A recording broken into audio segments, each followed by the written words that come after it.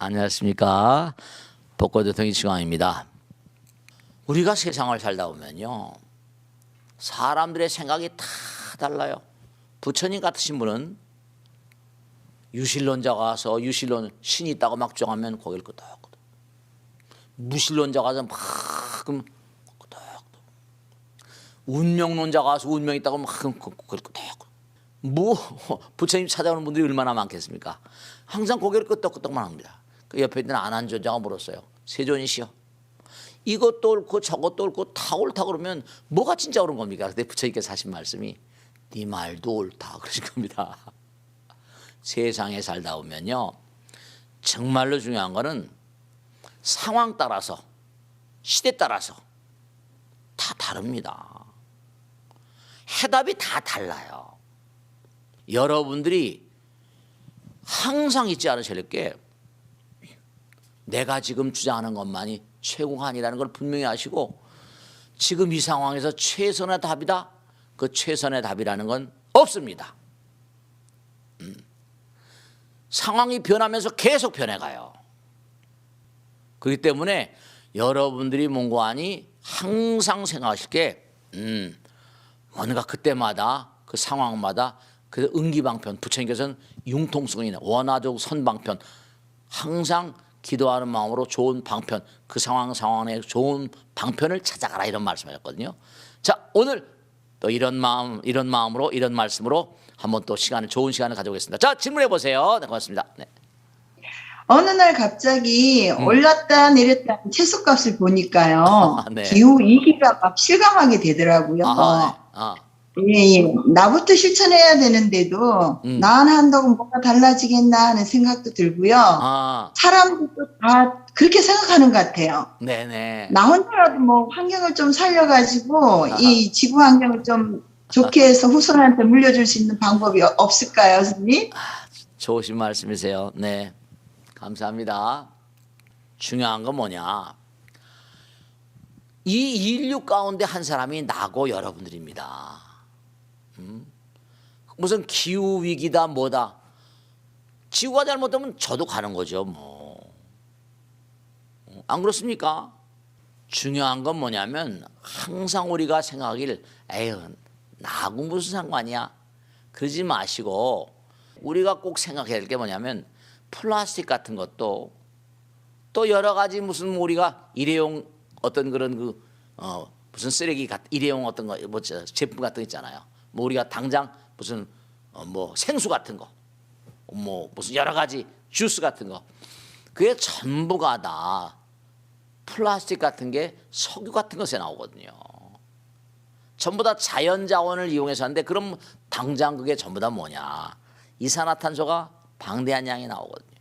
등등해서 우리가 아주 안타까운 게 뭐냐면, 플라스틱류라거나, 제가 그 보면 어느 날 갑자기 보니까 선물을 받았는데요. 뭐냐면 그 화장지를 받았어요. 화장 이렇게 받다 보니까 화장지를 보면 물티슈 아시죠, 그죠? 물티슈를 해서 하다 보니까 그게 찢어지지 않는 거예요. 그게 종이로 된 게 아니라 종이 비스무리한 거로 돼 있더라고요. 그 전부 다 뭔고 하니, 그게 전부가 다, 제가 물어봤더니 그것도 전부가 다 합성섬유 같은 거예요. 그것도 폐기물, 그게 이른바 말하면 분해도 안 된대요. 그게 물티슈, 그게 전부가 다 그런 거고, 플라스틱, 그 외에도 말이죠, 말도 못하게 많습니다. 먹는 고기가, 먹는 육류 같은 것도 그러고. 그러니까 우리가 삶을 도모하면서 지금 여러 가지로 문제인데, 이런 그 환경에 대한 문제라거나 이런 문제는 이게 무슨 대한해불처럼 나하고 상관없이 이런 게 아니라, 여러분 중요한 게 있죠. 발 없는 말이 천리 가는 것처럼, 엄마가 정성스러운 마음으로 뭐 쓰레기 분리수거 요즘 많이 하지 않습니까? 뭐 쓰레기 분리수거 아니면 뭐 뭔가 이렇게 분리육을 주고 하니까. 그러니까 우리가 매일매일 가정생활에서도 엄마가 뭔가 하니 그런 뭐 기후위기를 생각해서 뭔가 이런 쓰레기 분리수거라거나 플라스틱 제품이라거나 이런 걸 좀 정성스러운 마음으로 잘 그렇게 이행을 하고 그러면 아들, 딸들도 배우잖아요. 아들, 딸들도 배우고, 그게 뭔가 하니 퍼져나가면, 그럼요, 한 사람이 두 사람이 되고, 두 사람이 네 사람이 되고, 2의 5승은 뭐라? 2의 5승은 30이고 이게 그런 걸 기하급수적이라고 그래. 컴퓨터 원리가 그렇잖아요. 그러니까 항상 우리가 플라스틱 용기라거나 제가 언젠가도 말씀드렸죠. 저 산이나 바다에 가면 쓰레기가 너무나 많다는 겁니다. 저 태평양 한가운데 가면 쓰레기로 만든 섬이 있다는 거 아닙니까? 쓰레기가 자기들끼리 모여서 해류가 도니까 거기 모여가지고 너무나 많이 모여가지고 섬 같다라는 거. 위에서 하늘에서 비행기를 딱 보면 섬 같대요. 그래서 참 앞으로 여러 가지 문제가 많이 올 것 같은데 그게 또 우리가 만드는 쓰레기가 또 그걸 여러 가지로 재생한다거나 한다면 또 그것도 뭔가니 많은 비용 들어가고 우리가 매일매일 음식 포장이나 플라스틱 용기라거나 산과 바다의 어떤 쓰레기 같은 거 이런 것도 다 정말 나부터 뭔가 마음을 쓰고 관심을 갖는 게 나를 살리고 남을 살리고 인류를 살리는 길이다 생각하시고 항상 유념하시면 뭔가 그쵸 티끌 모아 모아 태산되는 것처럼 세월의 흐름 따라서 뭔가 여러분들이 공덕주의 길을 가는 것이다 잊지 마시고 아시겠죠? 자 다음 줄 받겠습니다. 누가 하실까? 네. 스님 제 친구가 사주팔자에 빠져 있는데요. 네. 사주팔자는 정말 믿어도 되는 건가요? 네.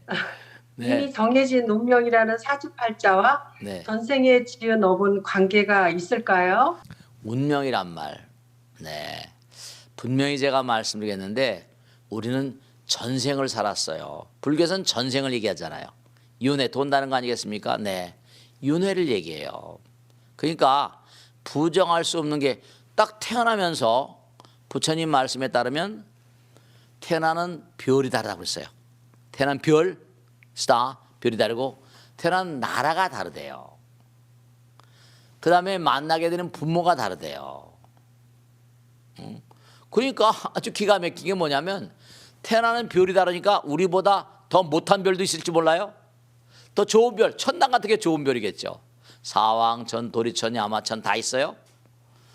그러니까 태어나는 별이 다르고 태어난 나라가 다르고 종족이 다르고 부모가 다르다.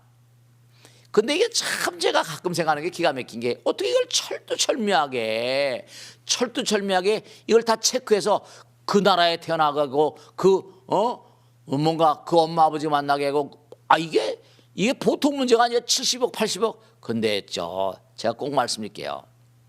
여러분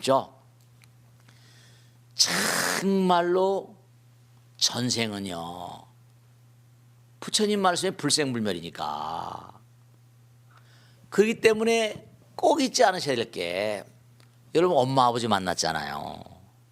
왜 그 엄마 아버지 뱃속을 태어나겠어요? 왜 대한민국에 태어났겠어요? 그런 걸 가만히 보면요 이게 뭐냐면 우리가 전생을 살았다는 게 부처님 말씀이고 영원을 가려면 뭐라 그의 공덕 따라서 하늘에 떠 있는 무량한 별들이 뭐예요? 별들이 다 그냥 만들어진 게 아니에요. 별들이 전부가 다 이유가 있어서 거기 만들어진 거죠. 멀리서 보면 지구도 그냥 먼지 같은 별에 지날지 않을지 몰라요. 그런데 중요한 게 태어날 때 이미 그 엄마 아버지 그 배를 타고 나온 건 이건 정해져서 나오는 거니까 부처님 말씀에도 나라님은 하늘이 된대요. 큰 부자는 하늘이 된대요.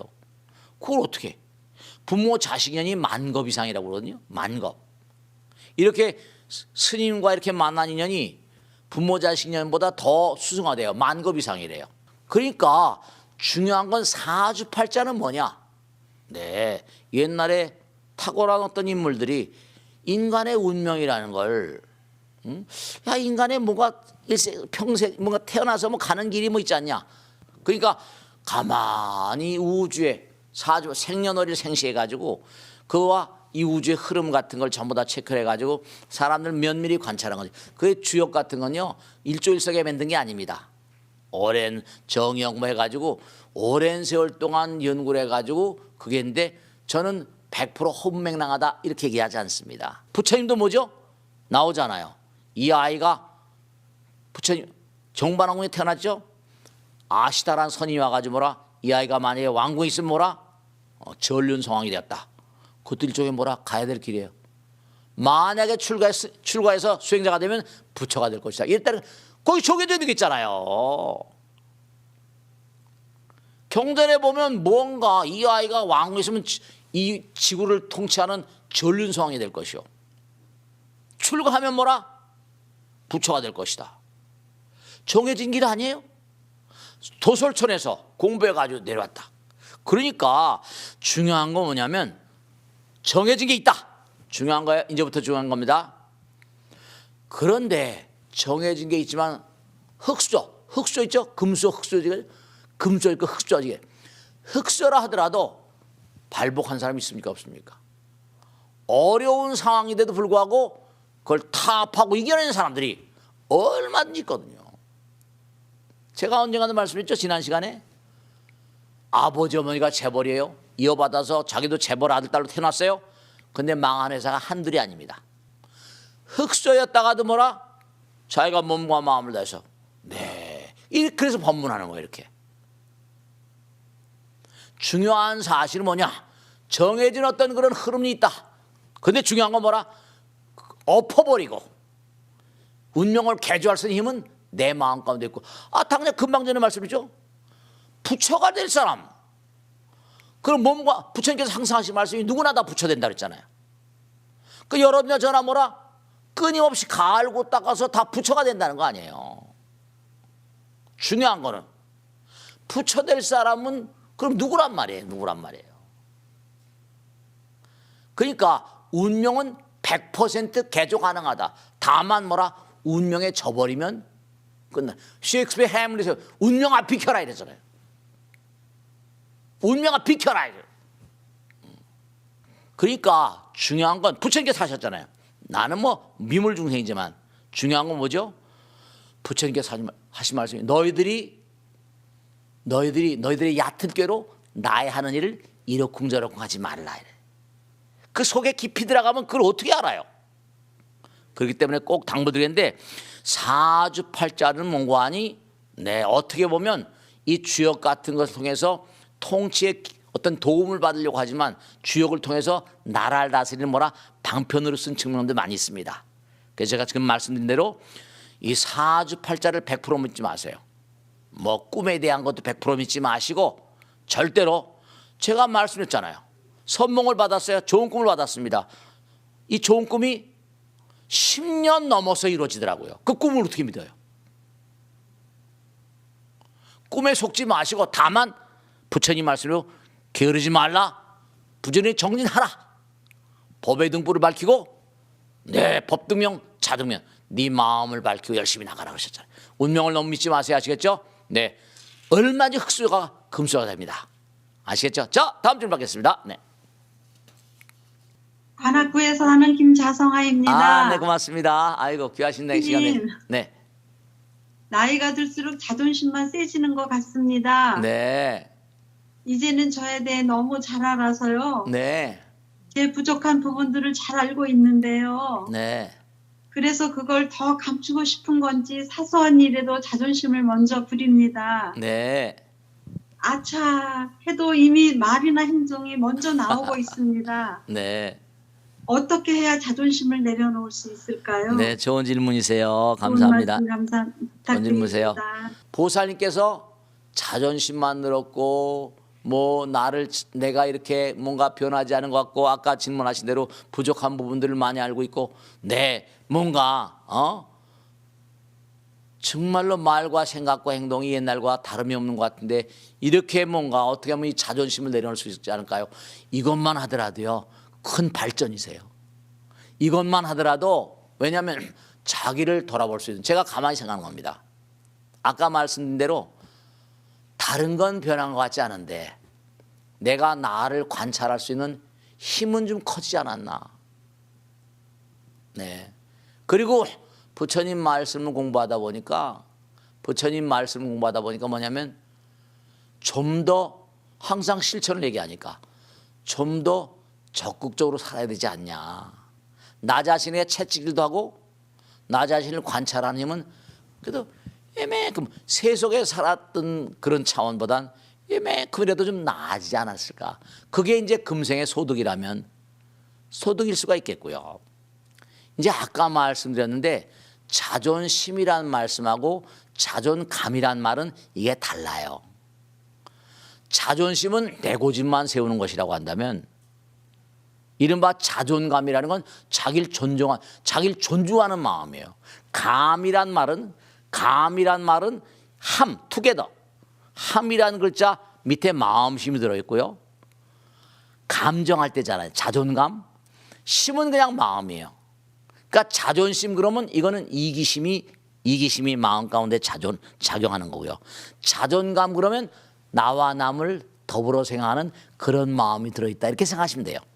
함이란 그 한자는 뭐냐? 투게더라는 뜻이 함께. 그러니까 자존감과 자존심이 다르니까 자존심만 세서는 안 되죠. 자존감은 적어도 나는 뭔가 하니 이렇게 함부로 살진 않을 거야 이런 거거든요. 그러니까 부처님 말씀을 공부하면서 뭔가 자존심을 내려놓는 마음, 좀 이른바 심에도 이기심, 그죠? 마음이란 말 자체가 보이지 않는 세계를 마음으로 끌어낸 단어기 때문에, 글자기 때문에 벌써 이것도 형상화되는 겁니다. 유루무명심이라고 그래. 이기심 같은 거니까. 그러니까 자존심, 우리가 마음이란 말도 참 마음이라고 하지만 마음이 어디 있어요? 잡을 게 없거든요. 그냥 보이지 않는 그 세계를 마음이란 단어로 쓰는 거예요. 그렇게 할 뿐이에요. 이기심, 이타심 뭐 이렇게 이해하지. 근데 이른바 우리가 세상을 살면서 정말로 끊임없이 자기 자존감을 가지고 나는 부처님의 아들 딸들이다. 내가 함부로 살 수 있지 않냐? 함부로 살 수 없지 않냐? 이거 함부로 살면 되겠어? 적어도 나는 부처님의 아들 딸인데 그 능인서로 다니고 법고 대통을 우리가 항상 이렇게 공부하는데 이렇게 말씀이죠. 자존감을 좀 가지고 나는 적어도 내 마음 가운데 부처님 계시는데 그런 마음을 자꾸만 거양해서 살면은 그것조차가 뭔가 내 발전을 위한 어떤 디딤돌이 되는 거지. 생각해 보세요. 우린 여기 이 자리에 올 때까지 기껏해야 100년 삽니다. 지금 살아 7, 80년 살았다 칩시다. 우린 무량겁을 살아왔어요. 여기 올 때까지 무량억겁을 살아왔다고요. 그러니 그게 쉽사리 변모가 되지 않습니다. 법당에 제가 수많은 분들 보면 저 여자는 항상 사고뭉치야. 딱 사고뭉치 꼭 사고만 일으킵니다. 네, 참 뭔가 아니 말이죠. 저 보살은 참 훌륭한 보살이에요. 제가요 이렇게 스님으로 살면서 부처님께 감사한 게 하나 있어요. 그건 뭐냐면 정말로 많은 분들이 드나드시니까 부처님께서 보시면 저런 보살은 정말 보살이구나. 그런 분들을 법당에서 가끔 만납니다. 정말 많이 닦였구나. 정말로 아마 관세음보살이나 부처님이 보시면 저런 분은 정말로 보살 중에 보살. 제가 봐도 스님인 제가 봐도 말씨 하나 생각 하나 행동 하나 정말 구부러진 어깨와 등을 보면서도 하나하나 스님을 대하는 그런 자세 같은 거, 부처님을 대하는 자세 같은 거 정말로 어떤 인간의 정화랄까?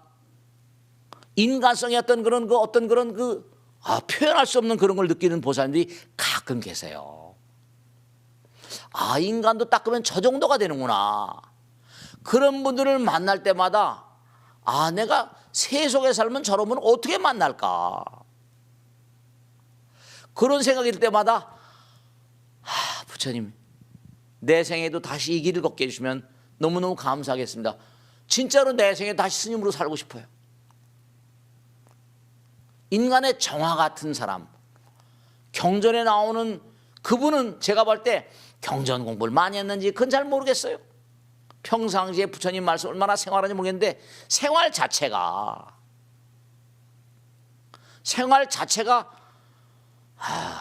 표현할 수 없는 그런 어떤 찬탄 같은 걸 느끼게 하는 그런 보살님이 계시더라고요.